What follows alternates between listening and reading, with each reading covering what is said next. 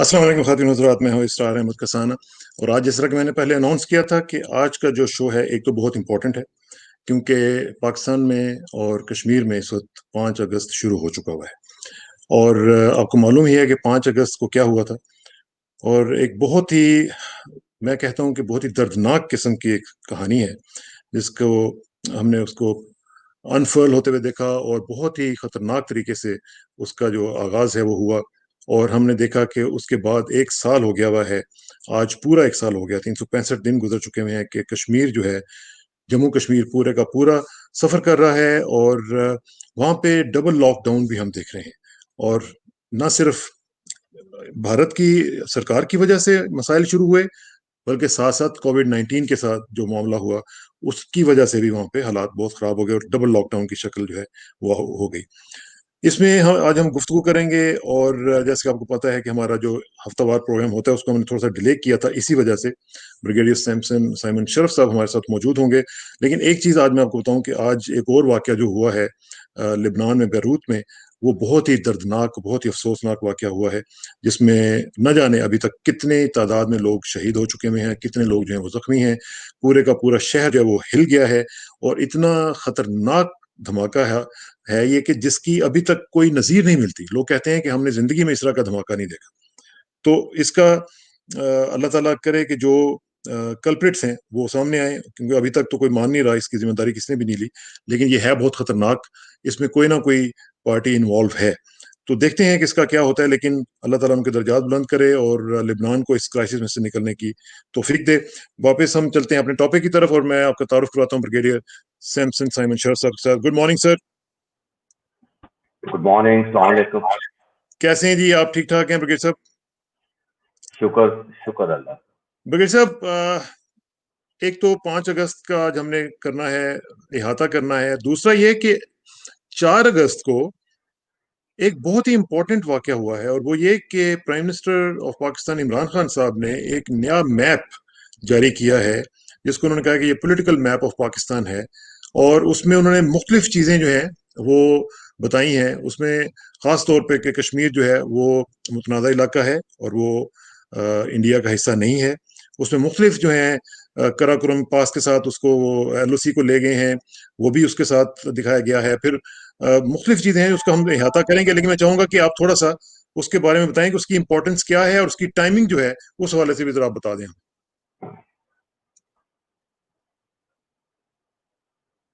इस नक्शे की इम्पोर्टेंस ये है कि ये रीअसर्शन करता है पाकिस्तान के राइट्स की एज दे लिस्टेड ऑन 14 अगस्त 1947। जो पार्टीशन का प्लान था उसकी रीअसर्शन करता है। उसके मुताबिक कश्मीर जो मुस्लिम मेजॉरिटी एरिया था वहां पर लोगों की राय के मुताबिक इसको ज्वाइन करना था जिस मुल्क को वो चाहते, और कश्मीरी चाहते थे कि वो पाकिस्तान को ज्वाइन करें। इसी तरीके से नीचे वाली 2 रियासतें थी, हैदराबाद और जूनागढ़। उधर के जो हुक्मरान थे उन्होंने भी ये तहिया किया और ये इकरार किया बरमला के वो पाकिस्तान का हिस्सा है। और इस तरीके से ये जो मैप है ये जाहिर करता है 1947 को। इसमें थोड़ा सा सिर क्रीक का एरिया भी जो है वो पाकिस्तान में वापस शामिल किया गया है, जिसपे इंडिया काबिज है। तो it assets the political rights in politics amongst Nations of Pakistan. बस इसमें थोड़ा सा दुख ये है कि एक हिस्सा हमारे वतन का हमारे साथ इस वक्त नहीं है, बांग्लादेश। लेकिन जो स्पिरिट है 1940 की रेजोल्यूशन की वो तो खत्म नहीं हुई है ना, उसमें स्टेट्स का, मुस्लिम स्टेट्स का बात की गई। तो वो सफर अभी तय करना बाकी है। इंशाल्लाह जब तय हो जाएगा, दोनों मुल्क जो हैं ज़हनी तौर पे तो एक लख्त हो जाएंगे, अपनी अपनी अलहदा आइडेंटिटीज हर लिहाज से बरकरार रखेंगे। लेकिन मैं चाहता हूँ खुदा करे कि वो दिन आए कि हमारे जो ताल्लुकात हैं बहुत करीबी हो जाएं। और जैसे कि आप ही के प्रोग्राम से हमने बांग्लादेश के साथ कन्फेडरेशन की बात की थी, जिसको जी हाँ, बहुत जला मिली पूरी दुनिया में। और जो बिल्कुल। हमारे बंगाली भाई थे उनकी जो इनपुट्स आई हैं आपके वीलॉग पे वो बहुत मुस्बत आई। जी हाँ, हमारे जो दोस्त बांग्लादेश में रहते हैं जो हमारे क्लास फेलोज थे, जो हमारे साथ फौज में थे, उनके भी इनपुट्स आई हैं और उन्होंने भी रिसर्च किया है कि हमें किसी ना किसी किस्म की कॉपरेशन में वापस आना चाहिए।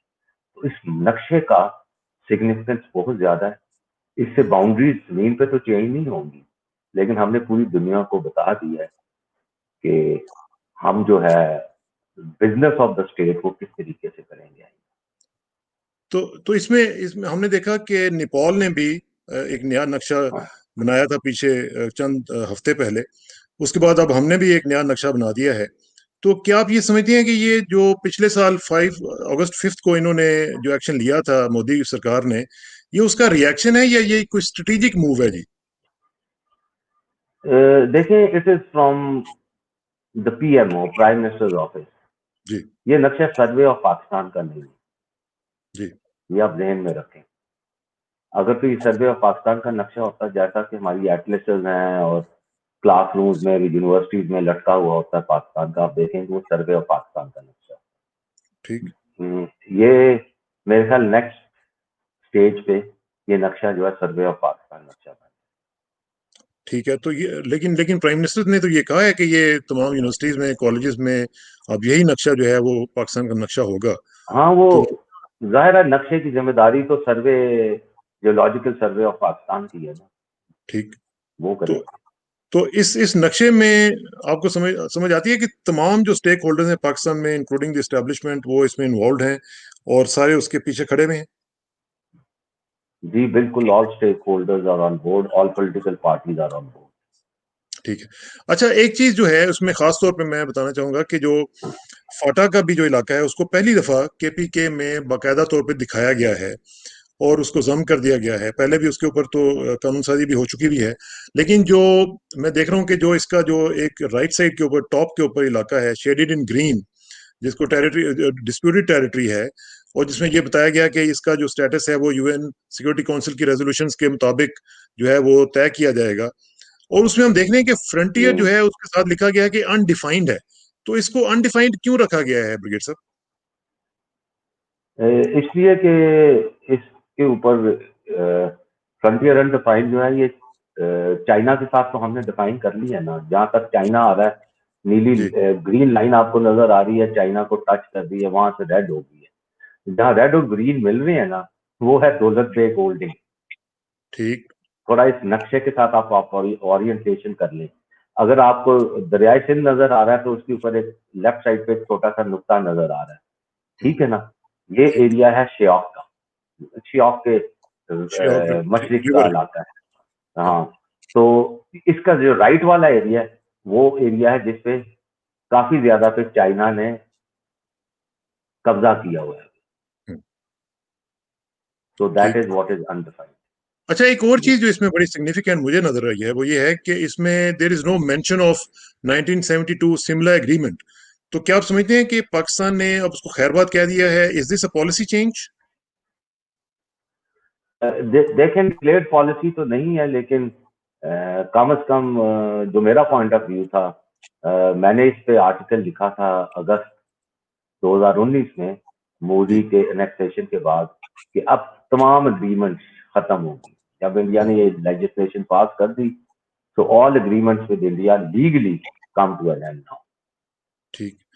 और एक और चीज जो है वो मैं देख रहा था इसको बड़े गौर से, कि जो इंटरनेशनल बॉर्डर है वो क्लियरली मार्क किया गया है टिल द इंडियन स्टेट की, जो जो हिमाचल प्रदेश की फ्रंटियर है, जो सरहद है, उस हद तक इंटरनेशनल बॉर्डर को ले गए हैं। तो इसका क्या मतलब है? इसका मतलब ये है कि वहां तक हमारी चाइना के साथ बाउंड्री है। ठीक। और जी। दूसरा, साथ साथ सियाचिन को भी जो रेड डॉटेड लाइन नजर आ रही है, मैं इसको दिखा भी देता हूं जी। ताकि लोगों को पता चल जाए कि जो रेड डॉटेड लाइन है ये भी ये डिमार्केशन, जो मिलिट्री डिमार्केशन होती है, उसको दिखाया गया कि ये सियाचिन का जो इलाका है ये अब ये हमारा है, और इसको एक्सटेंड कर दिया गया है NJ9842 तक, यानी चाइनीज बॉर्डर तक। तो इसका साफ मतलब ये है कि इंडिया का क्लेम जो है वो गलत है, ये हमारा इलाका है, और सियाचिन जो है this is in Pakistan. J N J N J 998 जो है ना, वहाँ वो पाकिस्तान के पास है आपकी। जी, ये आपको क्लियर होना चाहिए। वहां से अगर आप दौलत बेग होल्डिंग तक की लाइन लेके जाए, जो इस नक्शे पे वाजे है, तो जी, वहां तक का एरिया तो वैसे था पाकिस्तान का बाय वे ऑफ ऑक्यूपेशन। बाकी जो है राइट ऑफ असर्शन है, it being part of Ladakh and Kashmir, ये है। ठीक।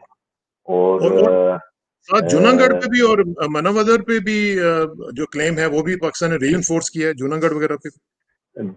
बिल्कुल, ये 1948 में भी पाकिस्तान का केस था, तो पाकिस्तान उस पोजीशन पे वापस चला गया। पाकिस्तान वापस चला गया। ठीक है। और जो लाइन ऑफ कंट्रोल है ब्रिगेड साहब, उसको एक्सटेंड कर दिया गया है कराकोरम पास तक। और ये जो कराची एग्रीमेंट था उसके अंडर जो ये सारा तय हुआ था, उसको कराकोरम पास तक पाकिस्तान ले गया। बिल्कुल, यही है। कराकरम तो ये पास है दौलत बेग होल्डिंग। दौलत बेग ओल्डी तक हो गया।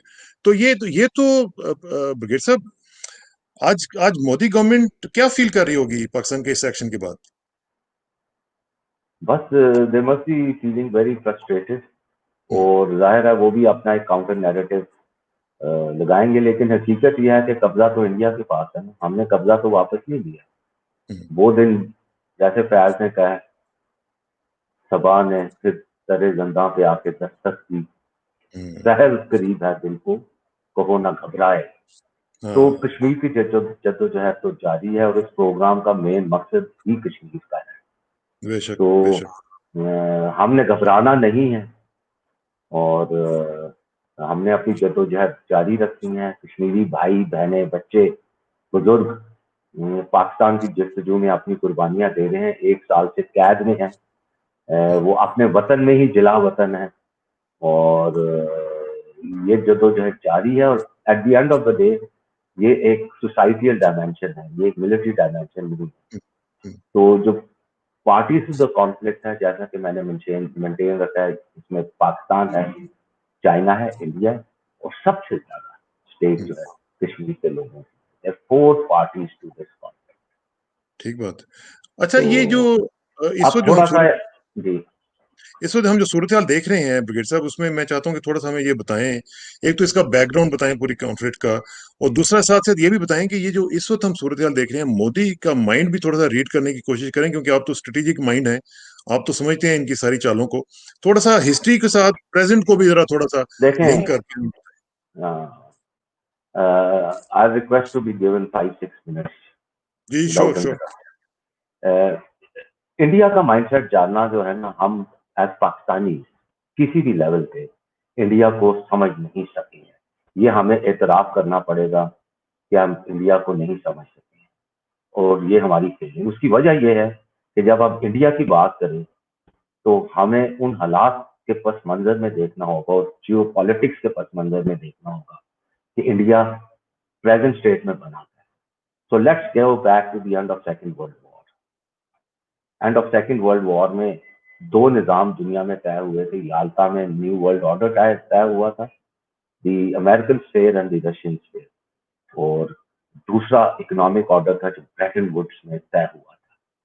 वहां पर डिसाइड हुआ था कि जो सबसे बड़ी विक्टोरियस आर्मी है सेकेंड वर्ल्ड वॉर की, उसका क्या किया जाए, क्योंकि वहां पर भी आजादी की तहरीक चल रही है, इंडियन नेशनल आर्मी भी मौजूद है, जापान जर्मनी की उनको पुश बनाई थी, उनको ये बहुत बड़े। तो दे डिसाइडेड कि ऑलरेडी डिमांड है लीग की, तो इसको डिवाइड कर दिया। So out of the blue, अब 1940 में हमने मुस्लिम स्टेट्स की बात की थी for autonomy with in the Indian union. 1945 में अचानक कैबिनेट मिशन प्लान होता है, और कायदे आजम मोहम्मद अली जिन्ना उसको एक्सेप्ट करते हैं। ये कैबिनेट मिशन प्लान जो है उनके वॉर रूम में बनाया गया था, जनरल सर फ्रैंक बेवल की कमांड पोस्ट में, बर्मा फ्रंट। और उस पे इन्होंने ये डिवीजन की। अभी जिस किस्म की डिवीजन हुई उस पर मैं पहले बात कर चुका हूँ, खासकर रेड क्लिफ की, जिसने पंजाब को और सिंध के कुछ हिस्सों को अफेक्ट किया। ये हुआ तो उन्होंने मुल्कों को, एक इंडियन जो यूनियन थी, उसको दो हिस्सों में डिवाइड कर दिया। एक पाकिस्तान बन गया, एक भारत बन गया। और डिवीजन इस किस्म की थी कि इनके दरमियान में परमानेंट फ्रिक्शन क्रिएट हो। कश्मीर जो था उसकी तैयारी की थी। 1935 का जो लेजिस्लेटिव एक्ट था, उसमें भारत ने यक तरफा तरमीम की और उनकी इस तरमीम को लॉर्ड माउंटबेटन ने एक्सेप्ट किया। पाकिस्तान ने प्रोटेस्ट भी किया, फिर पार्टीशन प्लान 1947 में उन्होंने तरमीम की, माउंटबेटन ने उनको सपोर्ट किया। उससे जाहिर ये हुआ कि ये जो डिवीजन लाइन बनी और जो कश्मीर पे भारत ने कब्जा किया इंस्ट्रूमेंट ऑफ एक्सेशन के थ्रू, जो कि वैसे ही एक जाली इंस्ट्रूमेंट थी, मानिक शाह के मेमोइर्स में लिखा हुआ है। तो ये सारा कुछ इस मिली भगत में बरतानिया उनके साथ शामिल था इसमें। लिहाजा अगर हमने इंडिया को देखना है तो उसके पीछे बरतानिया की बैकिंग, अगर हमने पाकिस्तान को देखना है उसके पीछे अमेरिका की बैकिंग थी, क्योंकि पाकिस्तान को वो इस्तेमाल करना चाहते थे ग्रेट गेम में टू ब्लॉक सोवियत यूनियन। तो अगर आप 1965 की जंग में देखें और मिलिट्री इक्विपमेंट देखें तो 65 में सारी मिलिट्री इक्विपमेंट पाकिस्तान की बाय एंड लार्ज अमेरिकन, और आपको हैरानगी होगी इंडिया की जो मिलिट्री इक्विपमेंट थी वो यहाँ फ्रेंच थी, यहाँ ब्रिटिश थी। सेंचुरियन, कैनबरा, मस्टियर, नैक्स जहाज थे। तो ये एक गेम ये कर रहे थे, बरतानिया फ्रांस ने इंडिया को संभाला हुआ था, अमेरिका ने पाकिस्तान को संभाला। तो जब भी हमने इंडिया को समझना है तो हमें फ्रांस को, बरतानिया को और अमेरिका को भी समझना पड़ेगा। अगर हम उनको इक्वेशन से आउट कर देंगे तो फिर मैं ये कहने में हक गुजारूं हूँ, we have failed to understand India. क्या तो ये जो आप कह रहे हैं कि थोड़ा सा आपने हिस्ट्री का भी मुझे बताया, एक तो ये मुझे बताएं कि जब ये आपने जिक्र किया माउंट बैटन वगैरह का भी वो साथ, उसमें किस तरीके से ये सेकेंड वर्ल्ड वॉर तक का सिलसिला चलता रहा, उसमें जो आपने, मैं आपका आर्टिकल भी देख रहा था, उसमें आपने जो लिखा हुआ है कि जो स्मॉलर पाकिस्तान के हवाले से आपने ये लिखा है कि आपने कोट किया है नरेंद्र सिंह को, उसको उसने, सरीला को जी, हाँ, तो उसने ये लिखा है कि ये सर फ्रैंक वेवल थे इन 1945, नॉट लॉर्ड माउंटबेटन, जिसने ये सारा कुछ किया था पाकिस्तान को जी, टर्न कोट करने के लिए और छोटा करने के लिए। जी। तो इससे आप एग्री मैं करते बिल्कुल, मैं तो ब्रिटिश हिस्ट्री म्यूजियम भी गया हूँ इसकी तहकीक करने के लिए। हैं? ये उन्होंने सही लिखा, दे विटल डाउन पाकिस्तान डिमांड। हम्म, अच्छा, आप 1947 15 अगस्त को इंडिया का नक्शा दें, इस वक्त जो इंडिया का साइज है उसका आधा साइज है। हम्म, बाकी तो इंडिपेंडेंट स्टेट्स थी और प्रिंसली स्टेट्स थी। प्रिंसली हैदराबाद स्टेट्स, जूनागढ़ पे कब्जा किया, मिलिट्री अटैक से कब्जा किया, गोवा उस पर कब्जा किया गया, बकायदा हाँ, जंग हुई पुर्तगाल की और इंडिया की। ये आपको इंडिया का साइज पाकिस्तान से थोड़ा सा बड़ा था 1947।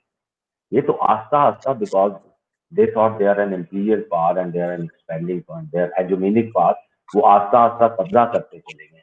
ये हिस्से जो अभी जिसको हम साउथ ब्लॉक वगैरह कहते हैं, ये तो इंडिया का हिस्सा ही नहीं थे उस भारत का। जी, तो ये भी हमें समझने की जरूरत है। और मोदी क्या समझ रहा है, आपने पूछा था, मोदी वही समझेगा जो बरतानिया, अमेरिका और फ्रांस उसको समझाएंगे। हम्म। यानी जो उनकी सोच होगी वही मोदी की सोच होगी।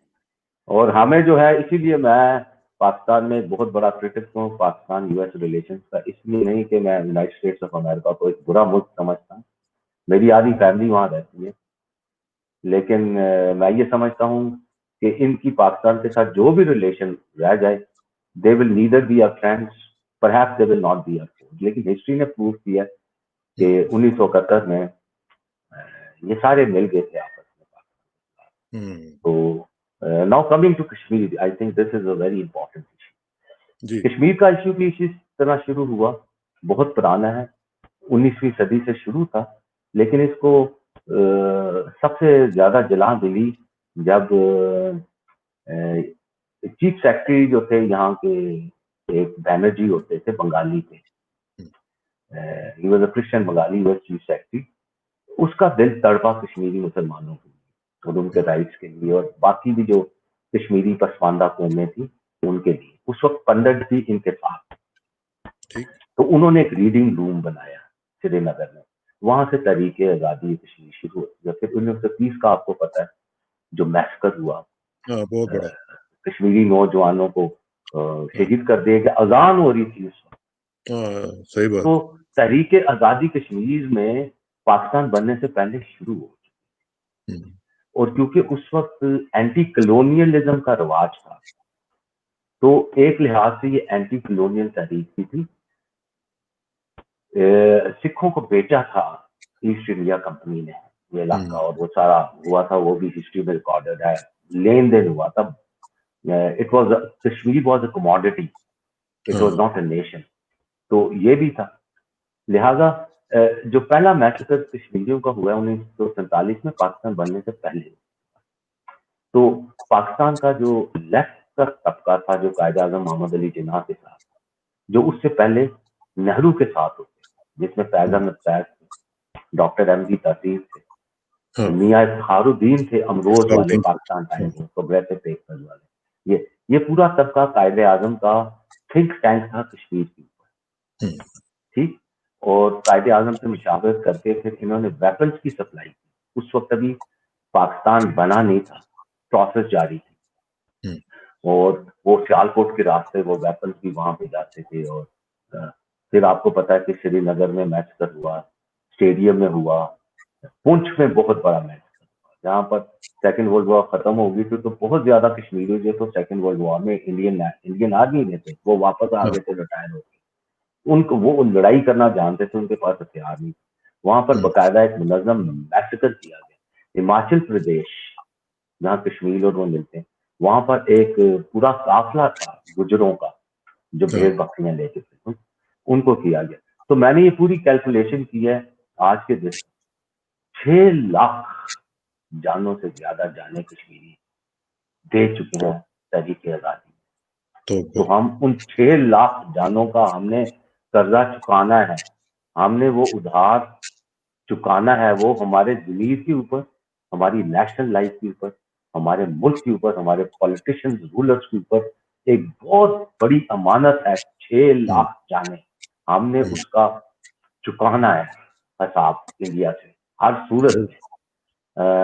This is how we should remember today, आज के दिन जब इंडिया ने लेकिन ब्रिगेड साहब, ये जो आप बात कर रहे हैं, ये आप बहुत बड़ी बात कर रहे हैं। 6 लाख लोगों का जो बदला है, उसका जो हिसाब है चुकाना है, तो क्या उसका हिसाब चुकाने के लिए इस तरह के नक्शे बना लेना, या थोड़े बहुत आप श्रीनगर हाईवे बना देना, ये सिंबॉलिक जेस्चर्स दे के क्या आप वो हिसाब चुका सकते हैं? देखिए, जो पॉलिसी स्पेक्ट्रम है ना, उसमें हर चीज शामिल है। उसमें फ्रेंडशिप भी है, कोएजन भी है, परसुएजन भी है, वायलेंस भी है, वॉर भी है, न्यूक्लियर वेपन्स भी है। तो ये डिपेंड करता है किस टाइम पे आप इसको यूज, कौन सी स्पेक्ट्रम आपका किस जगह पर है। ठीक है, इसमें हर चीज आती है, डिप्लोमेसी भी आती है, वायलेंस, जब जरूरत होगी वायलेंस की तो जंग भी हो जाएगी, हुई भी है। तो ये एट टैंडम एक दूसरे के साथ चलते हैं, and this is how it should be. सिर्फ नक्शे के ऊपर अगर हम इसको डिसमिसिव हो जाए, ये नक्शा निकाल दिया, क्या कर लिया, कुछ नहीं, असर तो ग्राउंड सिचुएशन में कोई तब्दीली नहीं आई। तो दिस इज डीमोटिवेशनल। पाकिस्तान में कई लोग ये कमेंट्स कर रहे हैं, इस किस्म की डीमीन पाकिस्तान को कर रहे हैं। I feel we should keep our nation motivated. We should not, लेकिन ब्रिगेड we साहब, should आप not थोड़ा play, सा we should not play hostage to company Bahadur. लेकिन वो सही बात है, कंपनी बहादुर की बात नहीं होनी चाहिए, लेकिन जो रियलिज्म का आप अक्सर जिक्र करते हैं वो भी होना चाहिए। और साथ साथ आप ये भी कहते होते हैं कि it is only the strong who exercise the legality. और ये जो हम बात करते हैं, तो हमारे पास स्ट्रेंथ तो है ना इस तरह की कि हम बदला चुका सकें, या नहीं है? जब हमने नेशनल पार्क पे शिफ्ट किया था ना लद्दाख से, आपको याद होगा, हाँ जी, हाँ। तो मैं चाहता था कि पाकिस्तान के अवाम को पता चले कि हमारा एक बहुत बड़ा नेशनल डिस्कनेक्ट है। हमारा जो सिक्योरिटी पैराडाइम है वो मुनासिबत नहीं रखता हमारे इकोनॉमिक और गवर्नेंस मॉडल के साथ। दोनों में तजाद है, दे आर अपोज्ड। वो सूरत हाल हमारी इतनी तब्दील अभी तक नहीं हुई। जब तक ये दोनों यकसून नहीं होंगे, तो ये एफर्ट जो है वो हमारा डाइल्यूटेड ही रहेगा। सही बात। अच्छा, आप जरा थोड़ा सा उसको, मोदी की हमने बात की थी, ये जो पिछले साल इसने रिवोक किया आर्टिकल 370 को, 35A को, इससे पहले भी हमने देखा कि जो मुख्तलिफ गवर्नमेंट्स रही हैं, इवन जो शुरू की गवर्नमेंट्स थी इंडिया की, वो भी अपने बैक ट्रैक कर गई थी जो उनका ओरिजिनल स्टैंस था प्लेबिसिट वगैरह का। तो इस हवाले से तो यूएन की क्लियर कट रेजोल्यूशंस हैं, रेजोल्यूशन 91, 122, जो कि कहती हैं कि जो भी आप कर लेंगे यूनिलैटरली वो एप्लीकेबल नहीं होगा। तो फिर ये क्या सोच के इन्होंने किया था ये 370 वाला जो देखें, पाकिस्तान की जो हिस्ट्री है ना, ये हमारे जो हिस्टोरियंस हैं, रिविजनिस्ट रहे हैं, हम्म, किसी ने ऑब्जेक्टिवली पाकिस्तान की हिस्ट्री नहीं लिखी। ब्रिटिश हिस्ट्री म्यूजियम में आप चले जाएं, हाँ, Princeton university United states of America के आर्काइव में चले जाएं, यही दो जगह हैं जहाँ पर ज्यादा चीजें मौजूद हैं। तो हम्म, आपको बड़ा क्लियरली पता चलेगा कि गो के कायद-ए-आज़म के नीचे बड़े सगीर के मुसलमानों की और क्रिश्चियंस की जो मांग थी कि पाकिस्तान बने, एक अलहदा रियासत हो जहाँ पर इनको इंडिपेंडेंस हो, क्रिश्चियंस में स्पेशली कह रहा हूँ। ये सब कुछ था, लेकिन उसकी हाँ, जो बाउंड्रीज डिसाइड करनी थी वो उन्होंने करनी, और हम्म, उन्होंने जो बाउंड्रीज डिसाइड की इस तरीके से की कि हमेशा एक दूसरे के साथ हालत जंग में रहे। हम्म, तो व्हाट आई इंसिस्ट है, हम उस हालत से निकल नहीं सकते। हम भी उस हालत से हर सूरत में बाहर निकलना था। We have not been able to do that, और उस वजह से हम तरक्की नहीं कर पा रहे। सही बात, सही बात। हमने उस लिहाज से अपना काउंटर नैरेटिव नहीं बनाया। हमें ये एतराफ करना पड़ेगा कि डिस्कनेक्ट है हमारा जो security paradigm does not mean a military paradigm. हाँ, security of a nation, security of economics आती है, टेक्नोलॉजी आती है, आपकी सोसाइटी आती है, आपकी कौमें आती हैं, आपकी रेसेस आती हैं, आपके रिलीजन आते हैं, आर्म फोर्सेज आती हैं। ये सिक्योरिटी पैराडाइम है। हम्म। तो इसमें ये जो अभी सूरत हाल है, इसमें तो हम देख रहे हैं कि जो गलवान वाला और लद्दाख वाला जो वाकया हुआ है, उसके बाद तो अब इंडिया के पास कोई ऑप्शन नहीं रह गई कि सिवाय इसके कि वो रिट्रीट करे चाइना के हवाले से और पाकिस्तान को टारगेट करे, पाकिस्तान के ऊपर एग्रेशन शो करे। इसके अलावा वो क्या कर सकता है?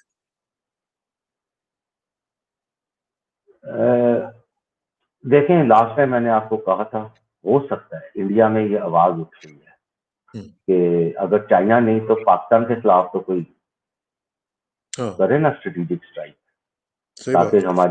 हम कह सकें कि हम बड़ी बहादुर फौज हैं। पिछली में एक चीज मैं कहना भूल गया था, एक ह्यूमन साहब ने भी एक बात की थी कि पाकिस्तान 1950 से आगे नहीं जाएगा, और जनरल असलम बेग साहब ने भी इस पे आर्टिकल लिखा था। हाँ, हाँ, ये कैलकुलेशन इनकी ये थी, जब आप रिसर्च करते हैं, कि 10 साल से ज्यादा पाकिस्तान में,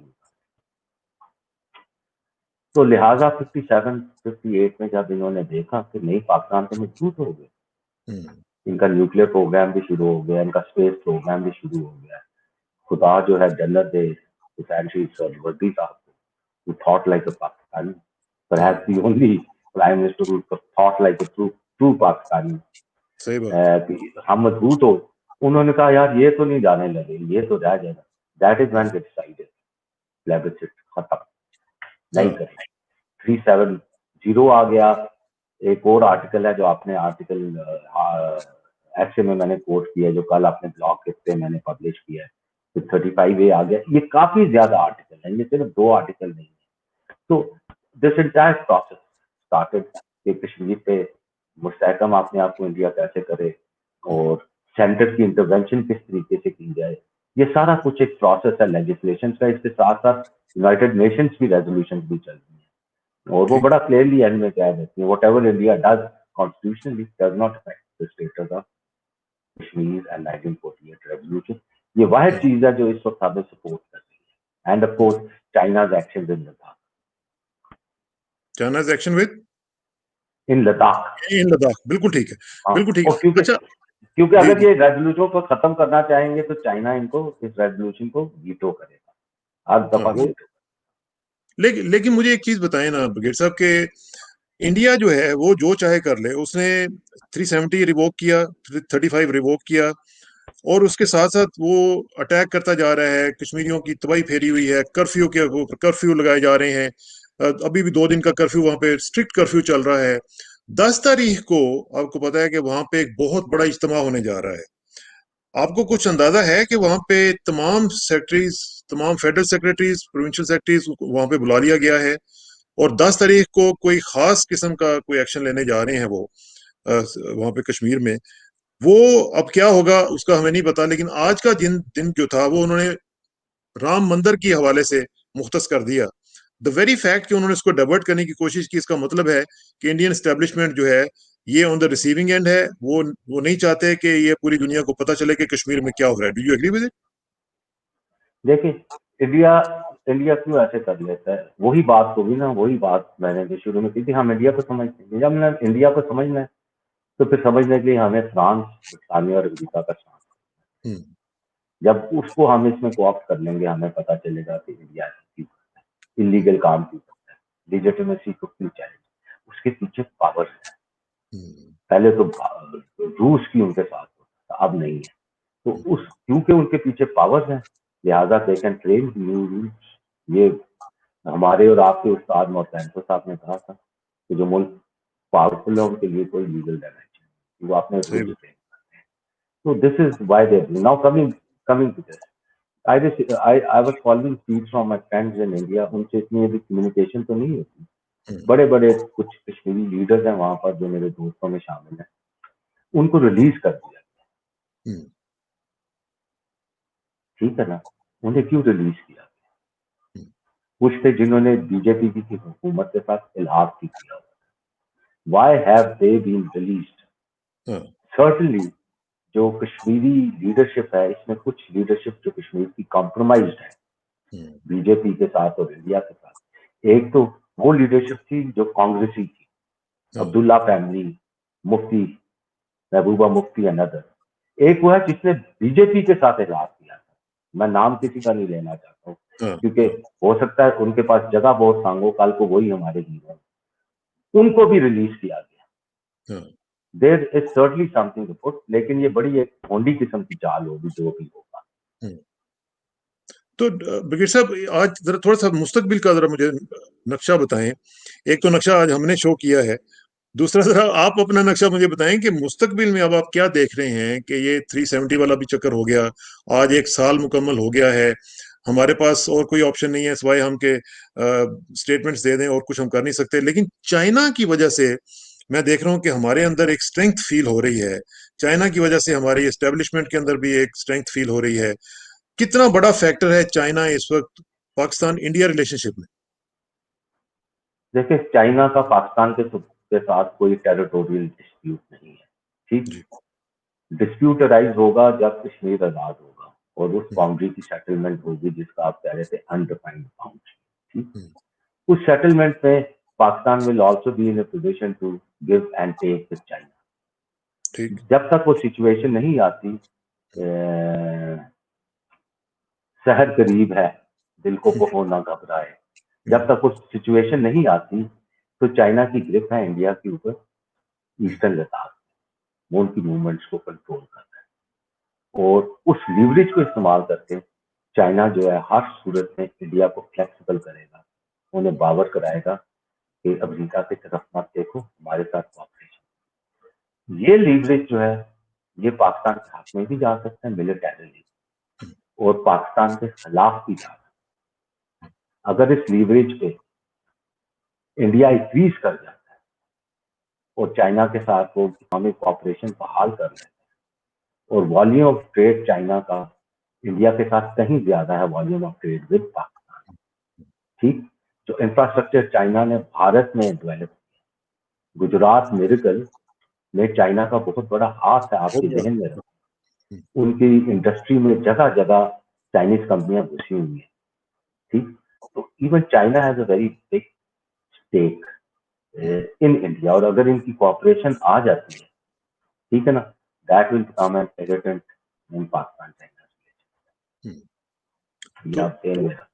तो इस सिनेरियो में तो फिर पाकिस्तान को बड़ा फूंक फूंक के कदम रखने होंगे। फूंक फूंक के नहीं, बड़े दलेरी से कदम रखने थे। बहरहाल वो जो मैंने डिस्कनेक्ट, हम इस सिचुएशन में बहुत ज्यादा एडवांटेज ले सकते, हम्म, मिलिटरीली अभी भी ले सकते, लेकिन क्या हम उसको सस्टेन कर सकते हैं? हाँ, दैट इज हाँ। The question. हमारा असर जो तो सस्टेनेबल। एक जो हमने नेशनल पावर में डिस्कस कर लिया था, हम्म, हम फ्रंट लेग्स हमारी बहुत स्ट्रांग है, हाइंड लेग्स हमारी बड़ी, we have not been able to jump out of the pit because of these hand. ये एक हकीकत है, पाकिस्तानियों को ये समझना चाहिए। इसके लिए हमें जद्दोजहद करनी है जबरदस्त पाकिस्तान के लिए, जबरदस्त पाकिस्तान होगा, will be closer to a solution to Kashmir. बाकी जो है वो फिर सिर्फ नैरेटिव और कहानियां रहेगी। तो आज आप क्या कहेंगे, क्या मैसेज देंगे कश्मीरीज को, क्या मैसेज देंगे पाकिस्तानीज को कि आज 1 साल गुजरने के बाद एक अंधेरी रात जो है छटने वाली है या नहीं? 1 साल भी गुजरा जी, तकरीबन 1 सदी गुजर चुकी है। मैंने तो 1923 से शुरू किया था जब रीडिंग रूम बना था, लेकिन उससे कहीं ज्यादा पहले ही ये जद्दोजहद शुरू हो चुकी है। The West did not want this freedom struggle because ये slightly leftist in character। इसका करेक्टर लेफ्ट से सेंट्रलिस्ट चेंज हुआ है आफ्टर द 60s। उससे पहले तक एक लेफ्टिस्ट इन करेक्टर था ये स्ट्रगल। इस जो पाकिस्तान में कम्युनिस्ट लॉबी थी उसकी पूरी बैकिंग होती थी कश्मीर स्ट्रगल की। तो it's a very long struggle, it's a century, 1 century का स्ट्रगल है।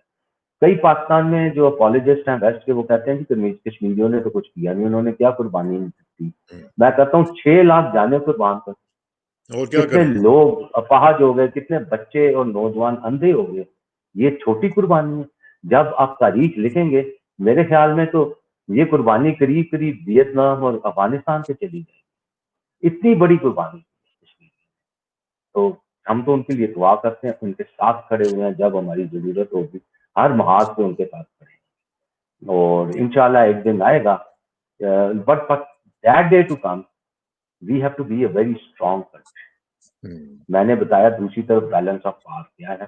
4 ममालिक का बैलेंस ऑफ पावर है उस साइड। हाँ, आप खुद कैलकुलेशन आप करने इस बैलेंस ऑफ पावर में आप कहाँ पे खड़े हो। हमने खुद आगे बढ़ना है, हमें उंगली पकड़ के कोई नहीं चलाएगा। अगर हम समझते हैं कि अमेरिका हमारी मदद करेगा या बरतानिया करेगा या कोई और मुल्क करेगा, तो वो अगर हमारी मदद भी करेंगे कंडीशंस के ऊपर करेंगे। हाँ, हाँ, वो हमारी नेशनल इंटरेस्ट के मुताबिक हमारी मदद नहीं करेंगे। इंडिया को ये एडवांटेज है कि उनका साइज ऐसा है, वो अपनी नेशनल इंटरेस्ट को उसके अंदर प्रो देते हैं। हम उस तरीके से अपनी नेशनल इंटरेस्ट को प्रो नहीं करते, जैसे हैंड मगातो ने कहा था कि smaller states work with in the gaps provided in the power structure of larger powers. उसके अंदर भी हम सही तरीके से ऑपरेट नहीं कर पाए।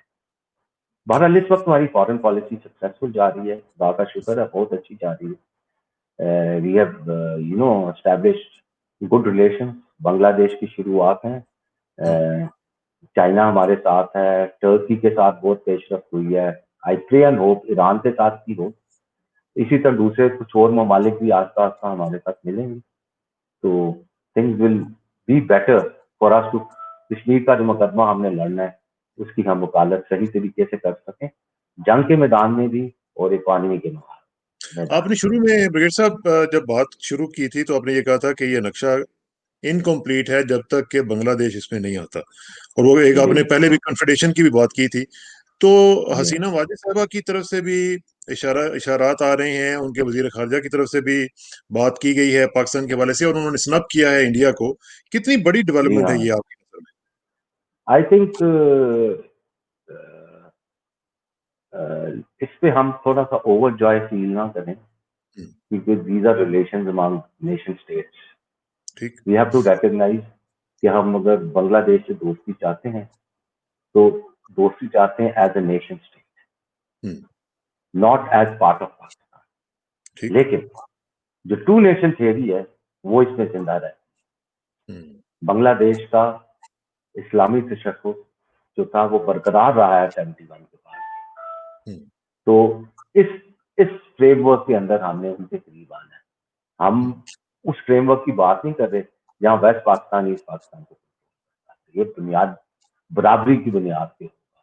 We will have to recognise, हमें अपनी कुछ गलतियां भी तस्लीम करनी पड़ेंगी, उन्हें भी अपनी गलतियां तस्लीम करनी पड़ेंगी। तो ये एक प्रोसेस है रिकंसिलिएशन की जो चलेगी। और जैसे मैंने कहा था, there is lot of scholarly work which has to be done on 1970 1971, तब जाके फैक्ट सामने आएंगे। उसमें हम सियासत को ना लें, let the scholars and scientist decide कि क्या हुआ था, कैसे हुआ था। सर्वेस करें, डीएनए टेस्टिंग करें, सैम्पलिंग कर लें, ताकि कम से कम ये तो हमें पता चल जाए कि सच कहाँ पर है। हाँ, ये इश्यूज हमें रिजॉल्व करने होंगे। बांग्लादेश के साथ ताल्लुकात हमारे अच्छे हो गए थे एक जमाने में। हम्म, हमारी एकेडमियों में, हमारे मिलिट्री स्कूल्स में बांग्लादेश से वो ऑफिसर्स आके उनके आ रहे ट्रेनिंग करते थे। हैं। हाँ, हमारे हॉस्पिटल्स में, सीएमएचएस में बांग्लादेश से डॉक्टर्स आते थे। हम्म, हमारी बड़ी गपशप होती थी उनके साथ। We never felt strangers with them. तो वो एक फेज गुजरा, लेकिन फिर हसीना वाजिद के आने के बाद वो फिर पीछे चले गए। लिहाजा हम बहुत ज्यादा अभी ना एक्सपेक्ट करें, लेट इट डेवलप। एंड आस्ता आस्ता, अच्छा हैरानगी, आपको हैरानगी, अच्छी खासी इंडस्ट्रीज बांग्लादेश में इस वक्त है पाकिस्तानियों की, हाँ, हाँ, यहाँ से जो पैसा ले हाँ, गए। हाँ, थाईलैंड बहुत में भी, सारे। हम्म। बांग्लादेश में भी। जी। जी। तो इसमें अब आखिर में मैं चाहता हूं कि लोगों को जरा आप बताएं कि ये जो आज 5 अगस्त हम देख रहे हैं पूरे पाकिस्तान में, आज मुख्तलिफ फंक्शंस हो रहे हैं, मुख्तलिफ सेमिनार्स हो रहे हैं, वेबिनार्स हो रहे हैं, ये कितना इम्पोर्टेंट है कि एज अ कौम, एज अ नेशन, हम एक प्लेटफॉर्म पे खड़े होकर इसको कंडेम करें, और कितना इम्पोर्टेंट है कि हम एक मैसेज दें इंडिया को कि जो भी उसने काम किया था पिछले साल 5 अगस्त को, वो उसने इंतहाई गलत किया था और हम उसको कंडेम करते हैं। मुझे थोड़ा सा टाइम दीजिए, अगर एक्सटेंड भी करना पड़ा। हमने अपने लोगों को ये बताना है कि जो इंडिया की कश्मीर पॉलिसी थी, उसमें शुरू से एक अयाल चाल थी। हम्म, नेहरू का सेक्युलरिज्म इस्तेमाल करना, पंचशील की बात करना, नॉन अलाइनमेंट की बात करना, 5 प्रिंसिपल्स ऑफ पंचशील की बात करना, ये सारी चीजें, ये सारा फ्रॉड। हमें ये मानना पड़ेगा, इंडिया सेक्युलर नहीं है, India communal. It is a communal Hindu dominated state, जो बीजेपी ने प्रूव कर दिया। सेकेंडली, बीजेपी की पॉलिसीज को इंडिया की तमाम पॉलिटिकल पार्टीज ने एंडोर्स किया है। हाँ, 370 वगैरह में अगर हम कहें ना, कांग्रेस शामिल, ये सारे शामिल। At the end of the day, they all have the same ideology. We hmm, understand, और उनको बहुत ज्यादा इंटरनेशनल बैकिंग है। तो हमने जो भी करना है, भी हमने खुद मेहनत के साथ करना होगा। हमने कश्मीर की जद्दोजहद को हर ऐवान में, हर फ्रंट पर, हर फॉर्म में, हर मैनिफेस्टेशन में जो है, वो हर हालत में जिंदा रखना है। और ये जो स्टैंपिंग हुई है ना 370 की, हिंदुत्व की, ये जो सिटीजन एक्ट है, जो which is basically anti Muslim, हाँ, इंडिया में हाँ, ये हुआ है। जो गौ माता के ब्रिगेड बन गए आरएसएस के, ये एक बहुत, जो आरएसएस की सैफ्रॉन वेव आई है, ये एक बहुत बड़ा शिफ्ट है इंडिया की सोच। इंडिया हम्म, वो सेकुलर इंडिया नहीं है जिसकी बात नेहरू करता था, जिसकी बात पंचशील में होती हाँ, है। ये इंडिया जो है, it is a monster now. This monster has to be brought in check, not so much by Pakistan and China, but by the people of India themselves. हम्म, ठीक है ना? और मुझे लग रहा है इधर ही वो वायरस मौजूद है, या वो शिफा मौजूद है, वो दुआ मौजूद है, जहां पर कश्मीर पे इंडिया की गिरफ्त कमजोर हो सकती हम्म, है। This is what I feel. अगर हम समझ रहे हैं कि मिलिट्री विक्ट्री एकदम हो जाएगी, मेरे ख्याल में वो टाइम गुजर गया है। जो छोटा मोटा हम एक्सप्लॉइट कर सकते थे, हमने स्ट्रेटेजिक रिस्ट्रेंट गिराया, शो किया उस पूरे 2 ढाई 3 माह के अरसे में हाँ। पाकिस्तान ने ऑस्ट्रेलिया में strategic restraint. So I think ये जो तोड़ फोड़ का अमल मोदी साहब ने शुरू किया ना, उसी ही में राह निजात का रास्ता भी निकलेगा। इंशाल्लाह निकलेगा। और ब्रिगेड साहब, इसी ऑप्टिमिस्टिक नोट के ऊपर हम इजाज़त चाहते हैं, और मेरी दुआ भी है कि हम कश्मीरियों की आज़ादी का दिन जो है वो जल्द ही देखें, और इंशाल्लाह पाकिस्तान भी उनके साथ खड़ा रहेगा और हम सब लोग उनके साथ खड़े हुए होंगे। और आज का दिन जो है ये हमें याद दिलाता रहेगा कि हमारी ज़रूरियात और हमारे नज़रियात और हमारी कमिटमेंट्स क्या हैं और क्या होनी चाहिए। बहुत बहुत शुक्रिया आपका। इंशाल्लाह आपसे रब्ता रहेगा, और आखिर में दुआ कि मेरी इज्जत के लिए काफ़ी है कि मैं तेरा ही बंदा हूँ, और मेरे फ़ख्र के लिए काफ़ी है कि तू ही मेरा परवरदिगार है। तो बिल्कुल उसी तरह है जिस तरह मैं चाहता हूँ, मुझे भी उसी तरह बना दे जिस तरह तू चाहता है। स्पुरदम बतोमाए खेशरा, तू दानी हिसाबे कमो बेचरा। मुझे इसरा कसाना को ब्रिगेडियर सैमसन साहब के साथ इजाजत दीजिए। जल्दी मुलाकात होगी इंशाल्लाह। अल्लाह हाफ़िज़।